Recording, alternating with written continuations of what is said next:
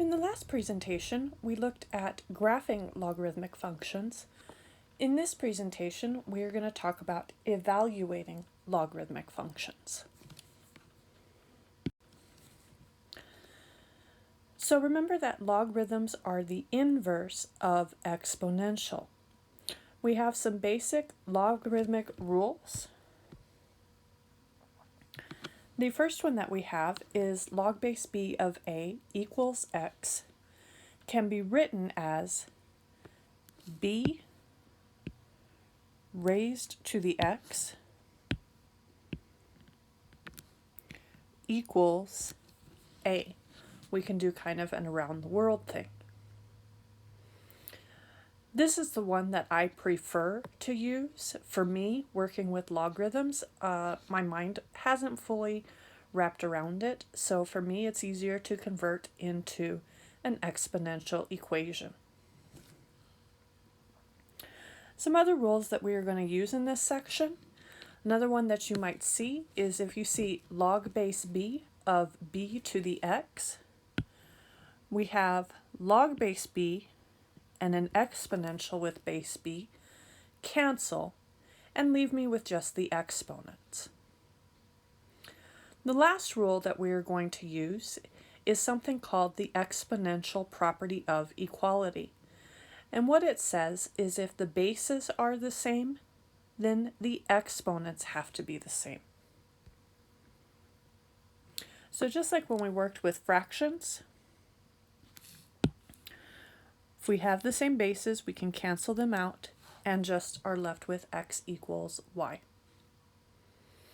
Okay, so these are the properties that we're going to use in this section. So let's go ahead and look at some examples.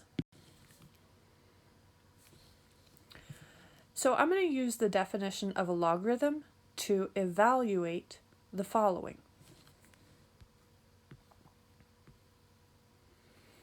If we look at example A, we have log base 10 of 10,000. I want to evaluate this. So the first thing that I'm going to do is I'm going to go ahead and set it equal to x so I can do my around the world. So I get 10 raised to the x equals 10,000. Now if you remember, the exponent and the number of zeros are the same for 10 raised to whatever. 10 squared has 2 zeros. 10 cubed has 3 zeros. So if I'm looking at something that has 4 zeros, then this is x equals 4. So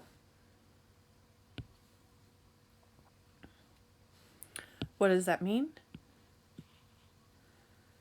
That means log base 10 of 10,000 equals 4. All right, let's look at a couple more. Example B, we have log base 4 of 16. So I'm going to set this equal to x. If I do my around the world, I get 4 to the x equals 16. So 4 raised to what power equals 16? We should get x equals 2. So log base 4 of 16 is equal to 2.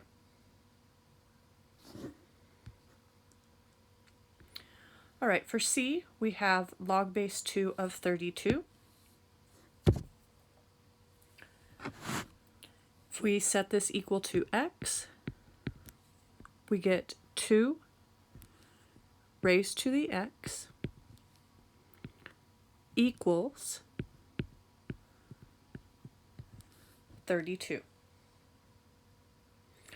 Now, if you don't know what to do from here, if you don't know some of these higher exponents, then know that 32 is equal to 2 times itself however many times. So let's go ahead and work with 32. 32 is equal to 2 times 16.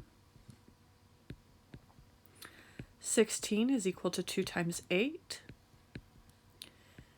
8 is equal to 2 times 4. And 4 is equal to 2 times 2. So how many do we have? We have 1, 2, 3, 4, 5. So what we have here is 2 to the x equals 2 to the 5th. Since our bases are now the same, I can cancel them out, and I am left with x equals 5. So log base 2 of 32 is equal to 5.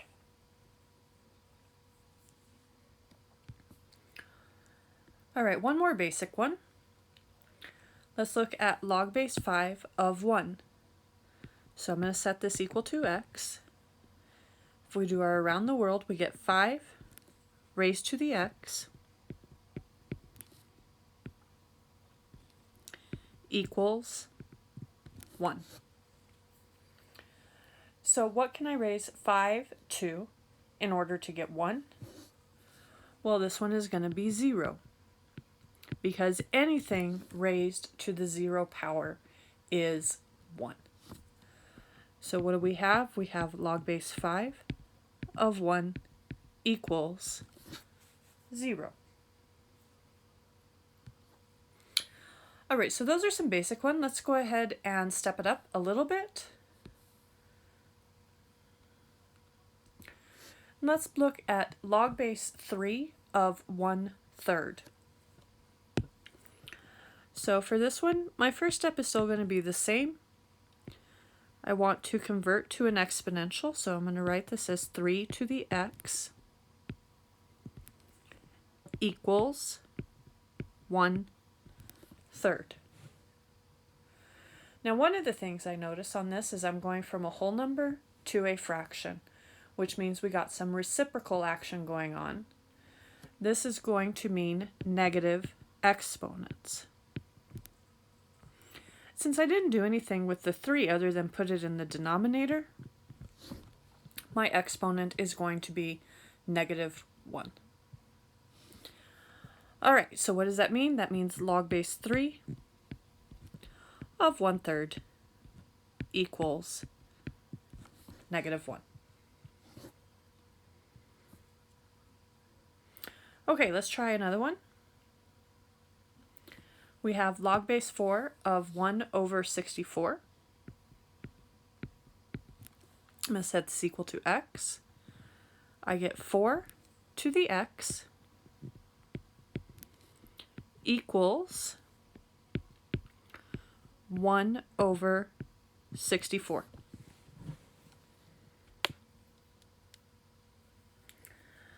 Okay, so I'm going to rewrite 1/64 with a base of 4.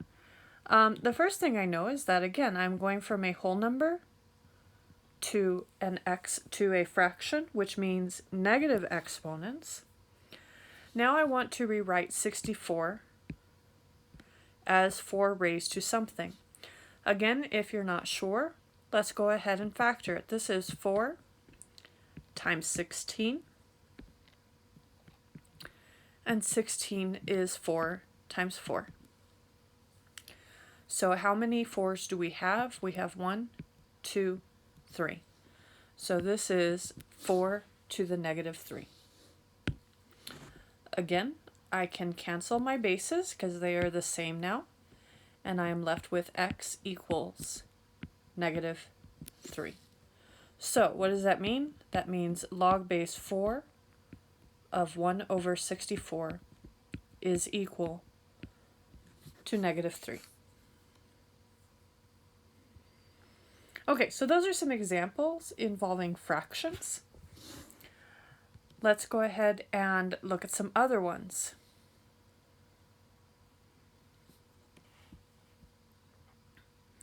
Let's look at log base 9 of 3. I'm going to set this equal to x. I'm going to do my around the world. I get 9 to the x equals 3. Now, I have an issue with this because I don't know how to get from 9 to 3, but I do know how to get from 3 to 9. So what I'm going to do is on this one, I'm going to rewrite my 9 to the x with a base of 3. 9 is equal to 3 squared. I'm going to keep my x. I'm going to say this is equal to 3 to the 1. Now that my bases are the same, I can go ahead and cancel them. So I get 2x equals 1. And then I can solve this little equation by dividing by 2, which gives me x equals 1/2. So what does that mean? That means log base 9 of 3 equals 1/2. Okay, let's try one more like this. Let's try log base 16 of 1/4. All right, we set it equal to x. We convert to exponential. We get 16 to the x equals 1/4. Again, I don't know how to get from 16, or I don't know how to write 1/4 with a base of 16, so I'm going to just try to get them to have the same base on both sides. And that same base is going to be 4. 16 is equal to 4 squared, so 16 to the x is equal to 4 to the 2x. 1/4, I also want that with a base of 4. This is equal to 4 to the -1 because we are going between whole number and fraction. Now that my bases are the same, I can go ahead and cancel them. And I am left with 2x equals -1. We can go ahead and divide both sides by 2. And we get x equals -1/2. So log base 16 of 1/4 equals -1/2.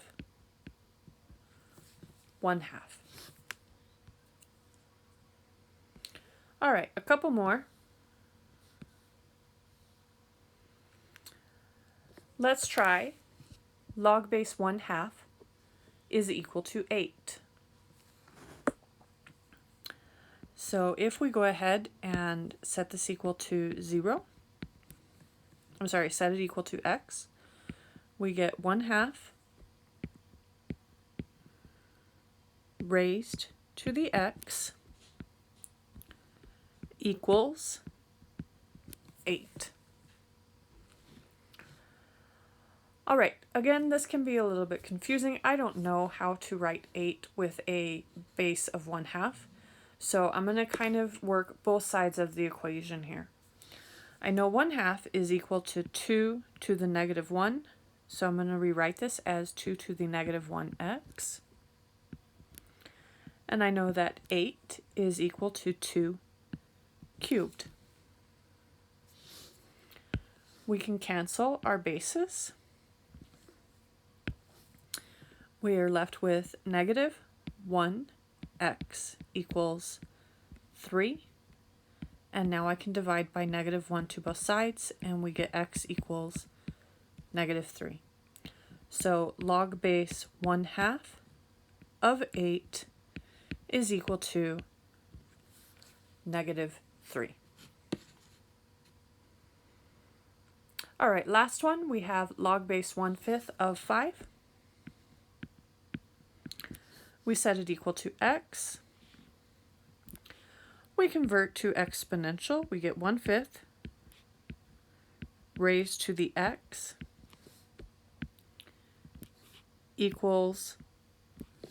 5.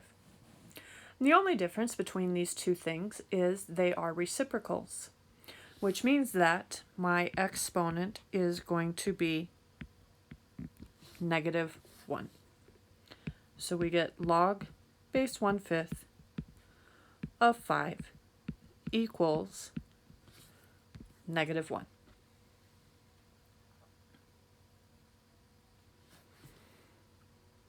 Okay, so that's evaluating logarithms. Now we want to go the other direction. So for these ones, we're going to solve some basic logarithmic equations. And again, I'm going to use my definition for a logarithm. So if we look at example A, we have log base 5 of x equals 2. I want to convert this into an exponential. To convert this into an exponential, we get 5 raised to the second equals x. All right, we go ahead and simplify our exponent, and we get 5 squared is 25, and so we get x equals 25. And we're done. All right, let's try a couple other ones that are going to be a little bit more complicated. Let's look at log base 7 of x equals -2. If we convert to exponential, we get 7 raised to the -2 equals x.